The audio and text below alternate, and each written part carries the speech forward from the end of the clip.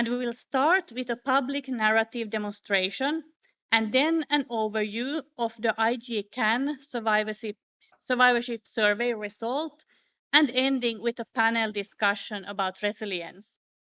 So I think we will be started. Take your seats, and it's my pleasure to invite up the stage Faye Peace and Debbie Leopold. Faye is a survivor. Yeah, applause. Yeah. So please come up here. So Faye is a survivor of womb cancer, and Debbie is the IGCS communication specialist. And they have prepared something special for us today. And you also might have seen their video on IGCS website before. So we will now proceed, Debbie. Please begin. Sure. Hey, everybody, how's it going? So I'm Debbie, and I've been the IGCS communication specialist for about 8 years now. And with me here is Miss Faye Peace. So you may have seen our behind the scenes footage preparing for this summit. And if you haven't, don't worry, because this is why we were preparing. I learned about Faye through her campaign on Instagram, and her story perfectly illustrates the public narrative framework that I will explain to you now. Oh, and my disclosure is that I work for the IGCS. So let's get into it. The public narrative is a leadership development practice aimed towards motivating others to join you in action on behalf of a shared purpose. The framework was developed by Harvard professor Marshall Ganz, who is a community organizer and founder of the Leading Change Network. Here's a quote from him. By telling personal stories of challenges we have faced, choices we have made, and what we have learned from the outcomes, we become more mindful of our own moral resources and at the same time can share our wisdom to inspire others. So, what are stories and what do they do? Stories allow you to share moments that made you who you are and clarified your values. They tell us about us as a group, our values and what we have in common. They can teach a lesson when you share how you learn something. They can motivate change by creating dissatisfaction with the present and a vision for the future. And my favorite, they have the power to change our perspective by allowing us to see a problem through a different lens. So, how do stories move us to act? In the telling of a story, we break down these barriers to action and turn them into catalysts for action. So inertia or inaction becomes urgency. Fear can become hope. Apathy or indifference might become anger. Self-doubt can fade away and you realize you can make a difference. You realize you are not alone, but part of a larger community.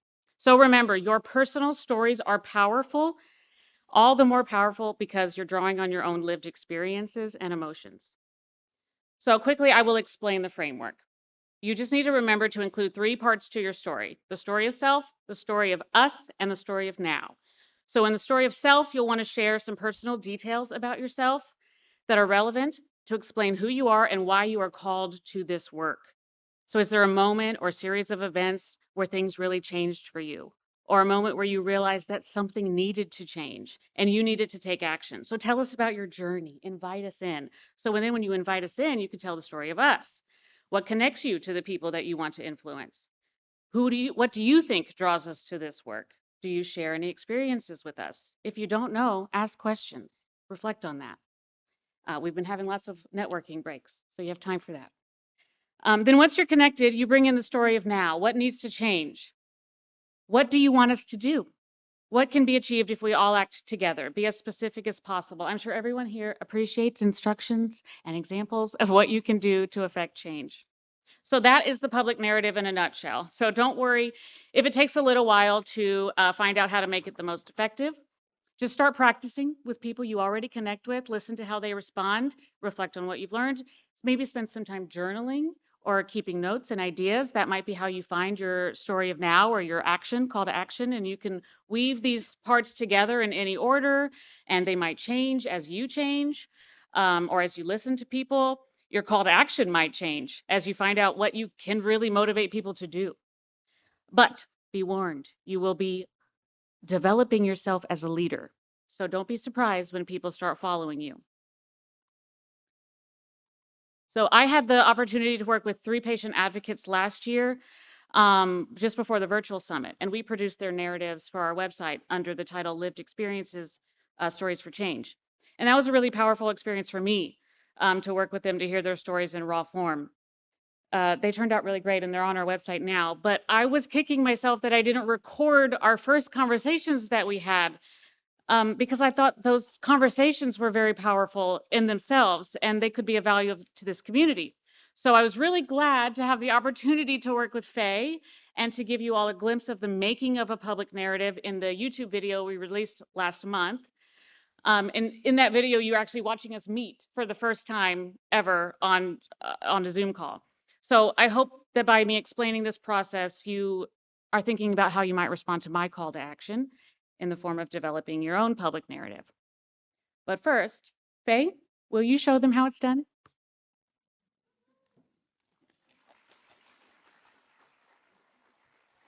Oh, thank you very much. Hi, everybody. Thank you very much, Debbie. And thank you to the IGCS and IGCAN for inviting me to speak here today. It's my first trip to Dublin and it's been great so far. So I'm going to tell you a little bit about my story and how I ended up here today. I have no disclosures. So back in November of 2019, I started having some symptoms that I found really concerning. So I was having night sweats and brain fog, and I was aching all over. But most importantly, I'd started to have breakthrough bleeding on the pill. And this was really unusual for me. I was having to go and buy sanitary products again, which I hadn't had to do in quite some time. So I was so concerned that I made a GP appointment. And I went to see my GP, and she said, "You're perimenopausal." And there was no advice, no test. She just sent me off on my merry way. And I went away, and of course, the symptoms got worse. The symptoms developed. I got new symptoms such as pelvic pain, pink watery discharge, lower back pain. And this continued for a period of 21 months until finally, after going back and seeing many GPs, one of them decided to do a CA125 test. This came back raised, and I got put onto a two-week urgent referral. And thankfully, I got diagnosed after that with womb cancer. I've got to be honest, I was a bit surprised because I'd never heard of womb cancer before. So that was a bit of a shock and a bit strange, but I was actually relieved because it'd taken so long to get to this point and getting a diagnosis. I was just happy to know that something was going to be done at last. Beautiful photo up there. So I got my diagnosis and I went to see my surgeon, and he said, "Don't worry, it's only stage 1. So you'll just need to have a hysterectomy and a little bit of radiotherapy." Now, anyone in the room that's had a hysterectomy, you know it's a major surgery. It's something to worry about. So I had my hysterectomy. That was a few hours later. And after I had my hysterectomy, I got called back to see my surgeon. And I could tell that there was something really wrong when I went into the room because everyone was looking really serious. And at that point, he apologized to me and said, "Actually, your womb cancer is at stage 3. It's spread to your cervix, your left fallopian tube, and your left ovary. So you're going to need a new treatment plan going forwards."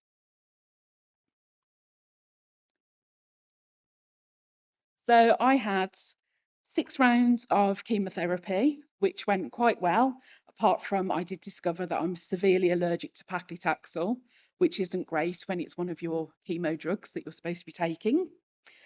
I then went on and had 25 rounds of radiotherapy, which went really well. The only issue that I had was because of my autism, I found it really difficult having appointments at different times of the day and trying to get your water levels right in your bladder.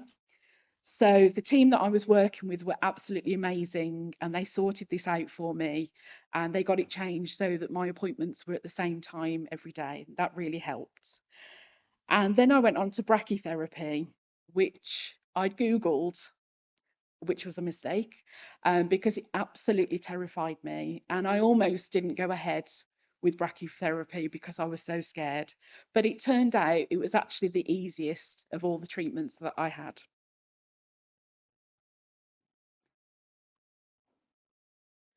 So at the end of treatment, this was June of 2022. That's me and my mom in the centre, ringing the bell, sorry. Oh, yes, so I finished my treatment and I probably hadn't really dealt with my emotions very well like throughout treatment, and it really hit me when it came to the end. I felt really angry, sorry, that it had taken 21 months. Thank you. 21 months to get to this point. And I felt really alone, and my mood was really, really low by this point. But around the same time, I saw in the TV and on social media this amazing lady, Dame Deborah James, who was also known as Bowel Babe. Now, Bowel Babe had stage 4 bowel cancer, and she was a journalist, and she met some other ladies that were going through the same treatment as her, and they became friends, and they started a podcast. But she also started her own campaign to get information about bowel cancer onto toilet paper packaging. And has anyone heard of Andrex? Yeah, well, she's got it onto Andrex. So they now have information about bowel cancer on every packet that they sell, which is just amazing. She was such an inspiration to me. And because I was feeling so low, I decided I need to do something about this. I need to make my journey into something positive, like Dame Deborah had. So I decided I was going to do a campaign as well. So on the 1st of July 2022, lay there in bed, I decided Dame Deborah did it on Instagram. I'm going to do it on Instagram. Not really used it before, so it's going to be a bit of a steep learning curve, but that's what I decided to do. So I thought I need to come up with a handle, which is your name on there, and I was putting in lots of different words, and I discovered that Cancer Campaigner had never been used before, which I was surprised at. So that became my handle. And then people seem to use a hashtag. So I thought, right, I need to come up with a hashtag. And I thought back to the 21 months where how long it had taken me to get my diagnosis. And I thought, apart from going for your smear, you're not really being checked for gynae cancers. So you've got to do it for yourself.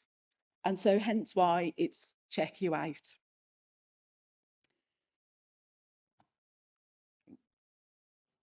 So my campaign was going pretty well. I just created these posts on a really easy app. Started getting lots of people following me. The Eve Appeal, follow me, thank you very much. Woohoo! I got some celebrities started sharing and liking my posts, which was amazing. And I'm now up to almost 2,900 followers on there, which is just phenomenal. But nobody was actually taking up the idea to put the information on gynecological, period products, such as Bodyform. That is until November of 2023. I got home from work one day and there was a notification on my phone to say that Bodyform had started following me. And I thought, what does this mean? Bodyform, they're a huge sanitary products company. They sell 32 million products in the UK alone. So I started to create a post to put on Instagram. But before I managed to do that, they actually sent me a message, and it said that my campaign and my message is that, because every time they post it, I put a message on there. This is what you need to do. You need to get a QR code onto your packaging. And they sent me this message saying that they decided to work with the Eve appeal. They'd already got a QR code on their packaging, and I think it went to something like environmental issues around their packaging. But they were going to change the QR code, so it now goes directly to the Eve appeal, and anyone can pick up their body form packet. It's got a little QR code on the end, which takes you directly to a page on the Eve Appeal website that has got all of the symptoms, the risk factors, support that you can get. So that's absolutely amazing. The only thing they haven't done yet is actually change the wording on the packet, which I'm still waiting to hear back from them when that's going to be done. So it's going really well, and it's going to make such a difference. People are going to hopefully get earlier diagnosis because of this, and survival rates are going to increase because of this. That's my dream. But it doesn't stop there. This is my call to action to all of you in this room today. I want this to be more than just on body form, just in the UK. I want this to go around the world. Everybody should be able to have access to this information. And what is better than when you're getting things like abnormal bleeding, which is one of the main symptoms of gynae cancers, or unusual discharge, like I had pink watery discharge, you're going to be picking up a packet of sanitary towels and having that information there. So I would really love it if you could all take a photo of my call to action, maybe take a selfie, or photo of people in the room. And you don't have to do it right now, but if you want to at some point, post on social media and share at Cancer Campaigner, #CheckYouOut, and ask those other brands, where's your information on your packaging? When are you going to add your QR code? Thank you very much.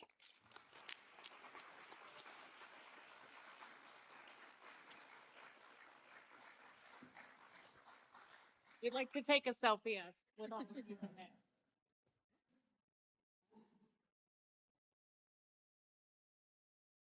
Hold up the body form.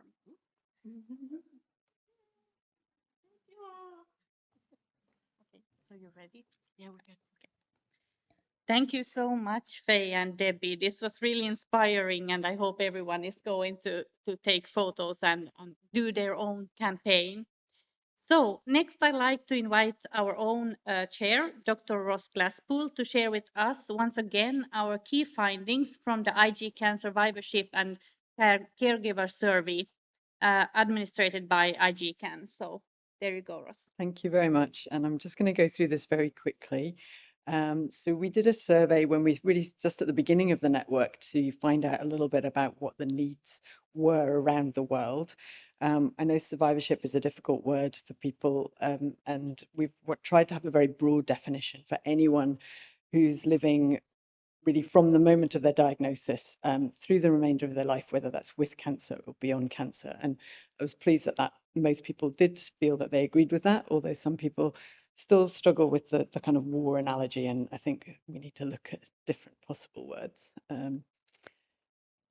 So the survey went out across the network. I think one of the limitations was that it was primarily, our respondents were from high income countries and mainly from the US, but we did have a very broad range of countries and fantastic representation from India, thanks to Dr. Shankar.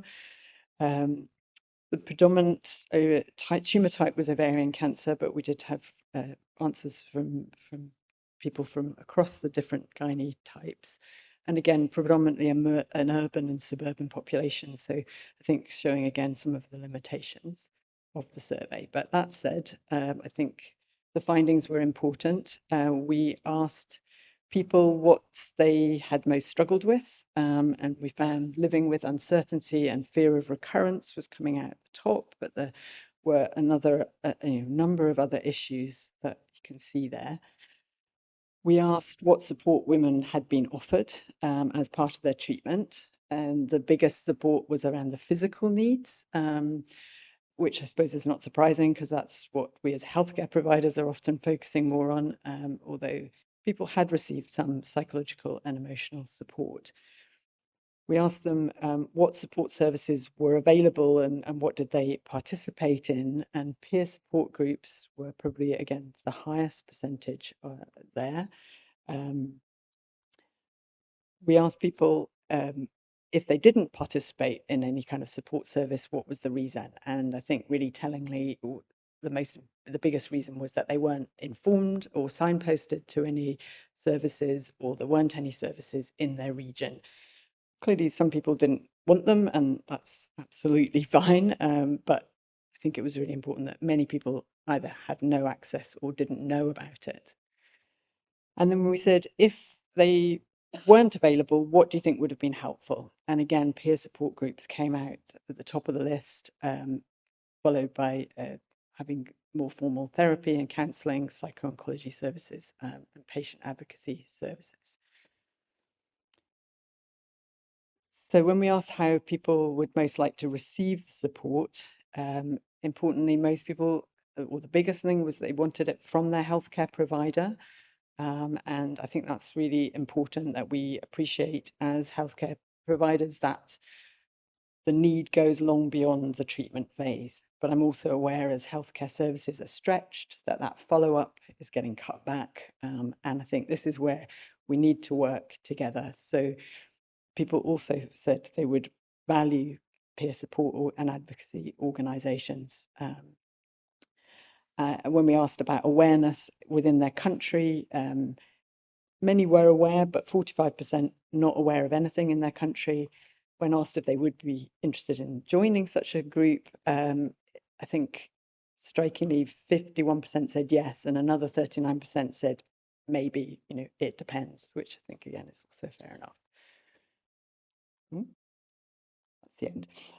So I think just looking at that was just a very brief snapshot, but it tells us why it's so important that we're all here today to work together as clinicians, as advocacy groups, to help to set up these support groups, and make sure we're signposting where they exist, but where they don't, we can mentor and help people to set them up in areas where they don't. And that's what this international organisation can bring.